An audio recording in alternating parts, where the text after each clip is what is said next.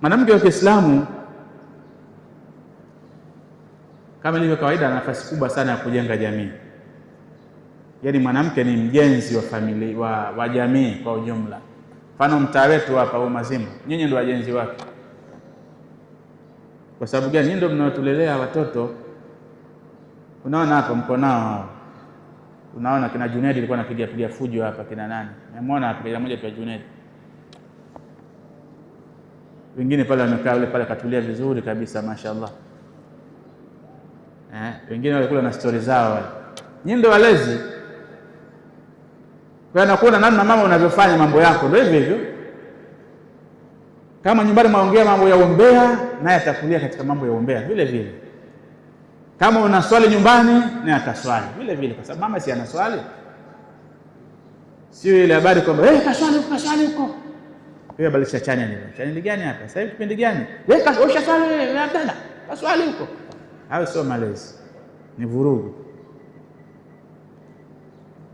Nukta ya pili kwenye kuhitimisha ni kwamba kwa kushikamana na mafundisho ya Uislamu, changamoto zinaweza kupunguzwa au zinaweza kuondolewa kabisa. Changamoto zilizopo katika maisha yetu sisi kama binadamu na hasa nyinyi kama kina mama, ili ziondoke changamoto hizo, kushikamana na mafundisho tu ya dini, zitaondoka changamoto. Kwa mfano leo mwanamke anaweza kuwa na nguo kabati zima limejaa nguo zake, lakini kama hana nguo ya kuendea kwenye harusi, hana nguo ya kuendea kwenye muhadhara, hana nguo ya kuendea kuzika, yani bado hana nguo, wakati kabati limejaa nguo.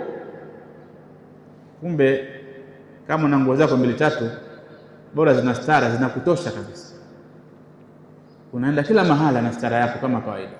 Yani hivyo ulivyo unakwenda kila mahala, kwenye harusi unakwenda hivyo hivyo, ukaenda kwenye msiba hivyo hivyo ulivyo, ukaenda sokoni hivyo hivyo ulivyo, mpaka Allah atakapokupa uwezo ukaongeza majuba. Lakini kama sasa huna haya malezi ya mafundisho ya dini, utataka katika kila jambo uwe na nguo mpya, alafu unalazimisha hiyo nguo mpya lazima uipate kwa namna yote ile, ima kukopa kwa riba ama kufanya uchafu ili upate. Sasa ukishika mafundisho ya dini inaweza kukupita au mengine ikawa huna habari nayo. Na jambo la tatu katika kuhitimisha, nasema hivi, jamii nzima inapaswa kushirikiana katika kumuinua na kumlinda mwanamke. Yaani mama atakiwa ainuliwe na alindwe. Hii ndio kawaida. Yaani kama mama hatuangaliwa, ikawa tunawashi kina mama wanapata tabu kama wanavyopata tabu, jamii ndio itakayoharibika. Sababu leo zile nyumba zote ambazo kina mama mle ndani wanakuwa ni watu wa kutoka na kwenda kujiuza, wengi wao wale hawakai na familia, anapeleka mtoto wake kwa bibi yake kijijini huko. Kwa sababu gani? Huyu mama hawezi kukaa na familia, hawezi kulea.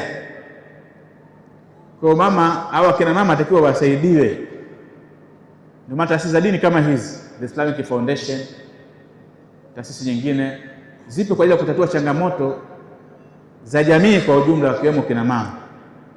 Kwa bora kama umezidiwa na changamoto, basi zione taasisi za dini zinaweza kukusaidia wewe upeleke katika mazingira ambayo ni mabaya. Kwa haya machache naomba niishie hapa ili niweze kuwapa fursa kina mama na kuzungumza. Naamini kwamba mna mambo mengi sana.